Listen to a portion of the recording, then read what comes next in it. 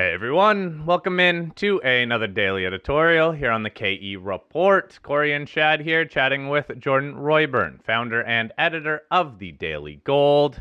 Now, Jordan, look, we can talk about the markets if we want, but quite frankly, they continue to chop sideways. Doesn't even really matter what sector you look at, it's traded in a pretty tight range throughout this month, and even on the back of tech earnings today, not a whole lot of movement. Again, everybody seems to be focused on central bank policy, rightfully so.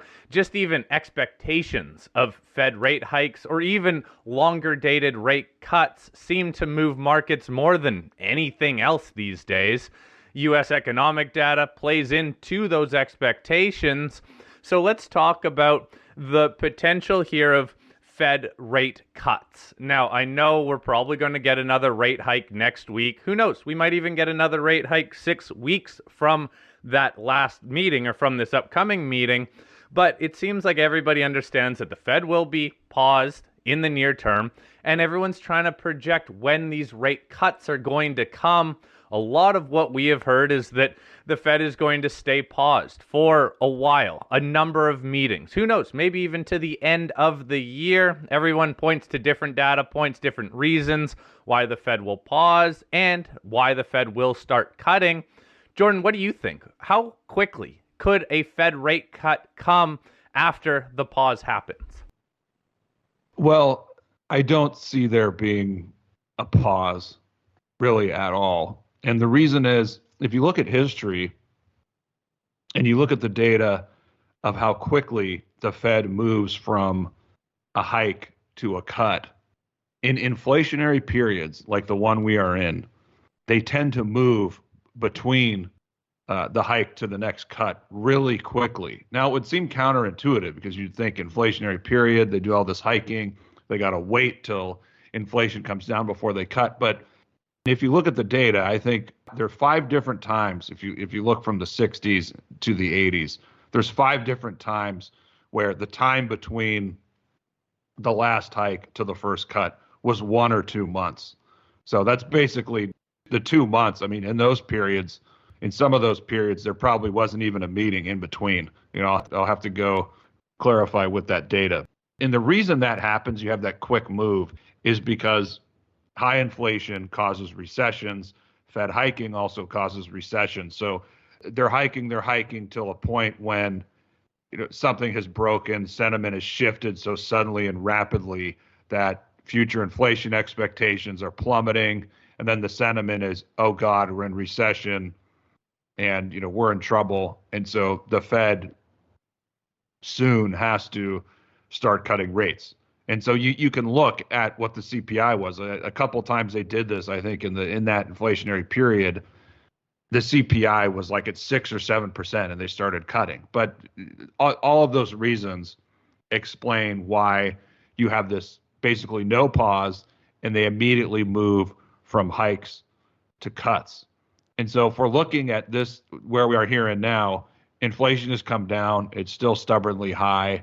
We know the risk and the threat of recession. You're looking at the yield curves that could tell you it could be in the third quarter.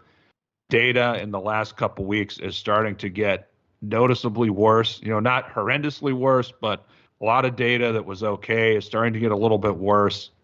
And so if a couple months from now, the risk of recession is white hot, you could say, as we get to that point, the worries about inflation are going to shift over to worries about recession. Long-term inflation expectations are going to plummet, and the concern will be about, we're in this recession. The Fed's been, hiking for a year and a half. They went from 0 to, 5.5%, whatever, second biggest tightening cycle ever. So the Fed will start cutting almost immediately. I mean, with a recession coming, it's just asinine to think there's going to be this pause for 6 or 9 months. No, I strongly believe that no pause is coming, and that they're going to move from hikes to cuts really quickly. And if you get another problem in the banking system, I mean, insurance companies, a lot of those companies on their balance sheets, they got into a lot of these bonds at 1%. They have huge losses. That's, what I'm hearing from people much smarter than me. That could be the next shoe to drop. So if you have more of these problems where the Fed has to come in and ease policy, they're going to be cutting rates much more quickly than anybody thinks. And it's going to be really sudden. Like you could, maybe in 1 or 2 months, they move from a hike to a cut, and it's going to be like a 50-point cut or a 75-point cut immediately. It's just people, they don't really understand how quickly in these inflationary periods, how quickly the problem shifts from there's high inflation, we got to get inflation down, to suddenly we're in a recession, inflation's coming down, we got to cut rates. Jordan, I think that's an interesting observation, because if you think about last year, the second half of 2022, all we heard about was the imminent, economic weakness, recessionary pressures, contraction on the horizon, because the yield curves have been inverted for a long time. And then everybody shifted the narrative kind of at the end of last year when we saw that rally in all markets, and then coming into the beginning of this year in January, everything shifted to the soft landing narrative, and that everything is going to be okay and the worst is behind us. And actually, we may dodge the bullet here, and maybe the Fed and other central banks like the ECB and the Bank of England have threaded the needle and avoided catastrophe. But to your point, we haven't seen this aggressive of a rate hiking cycle in a really long time, after like historic, never before seen lowest rates, even zero rates, ZERP in some countries. And now this aggressive rate hiking cycle. So many people are talking about the soft landing, but it sounds like, based on the data you're looking at and based on how this has played out historically, we're going to see a recession rear its head. What would that mean for gold and US equities in that environment? Well, a recession is obviously really negative for US equities. So we know that there's going to be, in the scenario of a recession, we know there's going to be a resumption of the bear market. At best, if you're a perma bull, you could say the lows will be retested. But, looking at gold and also the gold stocks, I think one thing that's important is, will this be a rolling recession or kind of a shock where you get some kind of a deflationary shock that causes that sell? There's not going to be another 2008 sell-off, but, you could get a deflationary shock where something big goes bust and then everything gets sold off for a couple of weeks, something like that. That there is that risk, I think, to precious metals. But remember, even during the COVID crash, gold was only down 12 or 13%, and gold had already made a big move. So where we are here and now, you use the term thread the needle, and that's kind of what I'm thinking with gold here. Gold short-term overbought, but that's a good thing. It's consolidating and correcting. Maybe it tests 1950 or even 1900. No big deal. Gold's in position for the huge breakout. And I'm just wondering, thinking to myself, do we get the huge breakout in gold before the recession hits, or like at the beginning when it hits? And what does that mean for miners? I tend to lean towards the thinking that we do get the big breakout first. We do get another big leg up in miners, maybe for a couple months, maybe right before or when the recession hits, because you could initially get money flowing out of stocks and into precious metals, during that initial sell-off after, the first couple weeks or the first month. But then if precious metals get really overbought and then you get into the teeth of the recession, there might be a little deflationary shock somewhere. Then you get a sell-off in the stocks and silver, and maybe gold retests its breakout, and then they print more money, and then after that, maybe precious metals zoom higher again. I'm just thinking to it's too early right now to say which way precious metals will go, but big picture, if we're looking out 6 to 9 months from now or 12 months from now, I think the stock market will be lower and precious metals will be much, much higher. But certainly, trying to navigate the volatility around that and decipher the short-term moves, they're a little tricky. But I think where we are here and now, looking at the next couple months, I feel pretty good that, the next medium-term move for precious metals is going to be higher, and we will get that breakout in gold. So, Jordan, playing into this whole narrative again of the Fed cutting or at least stopping and then quickly moving to cuts, what markets are you going to be watching most closely? If markets are forward-looking, is it a true breakdown in the U.S. equity markets? Is it a breakdown in the bond market or a breakout in the bond market? Is it the dollar? What are you going to be watching? I would say the bond market. That's probably the first signal. You will get the 2-year, watch the 2-year. You'll get that plunging. You'll get yield curves steepening. That'll be the signal of an imminent recession. And maybe that starts to happen before the recession. I mean, we have gotten a little bit of a rebound in bond yields. So I'm thinking, maybe if they hold up for a couple months here, that could set the stage for a plunge lower at some point in the summer. I mean, typically, I'm not a huge seasonality guy, but when you look at bear markets, at least in the last 20, 25 years or so, bear markets are big corrections in the stock market during the secular bull. A lot of them started in March or May. So, and in addition to that, September tends to be one of the worst months. Also, August, I think, is a bad month. So, as far as seasonality, that's something to consider if the market holds up for a couple more months. Maybe it just consolidates bearishly and holds okay without plunging. But circling back to your, what markets will I be watching? Gold against the S&P 500, that ratio, that's always a leading indicator for precious metals.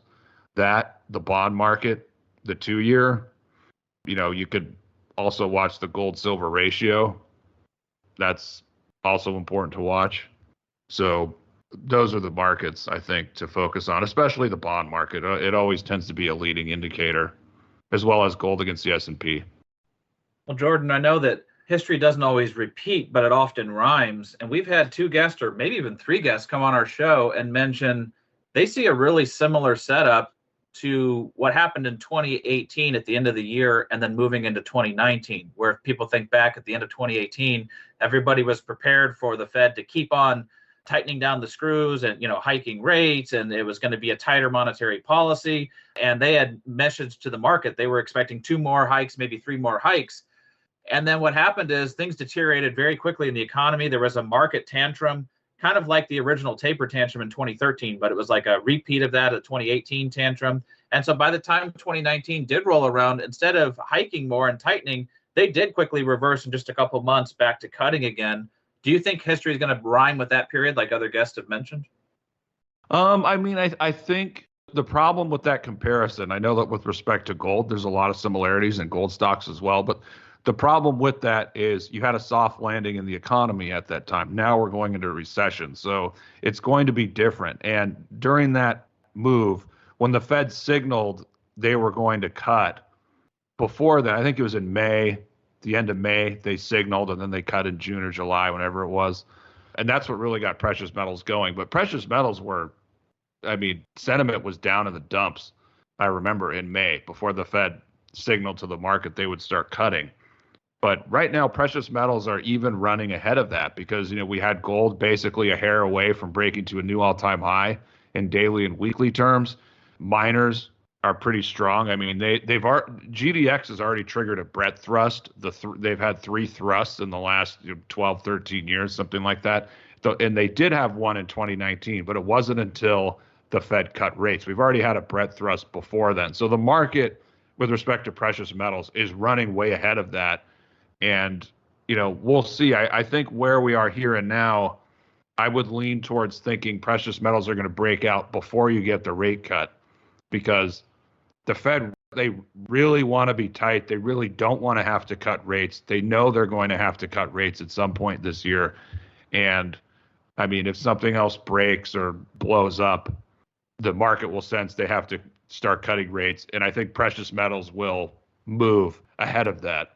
So I think that's the big difference is 2018, we had a soft landing in the economy. Now there's no soft landing. We're very likely to be going into a recession. So I think that's the difference. And also precious metals, even though you could look at the charts, and I made this comparison at the beginning of the year, but here and now where precious metals are running ahead and they're running much hotter than they were end of 2018, early 2019. And again, I think the reasoning for that is the economy is headed towards a recession, the market's sniffing it out, versus 2018, the economy was in a soft landing. There wasn't that big of a threat of recession. So that's why precious metals are much stronger this time around.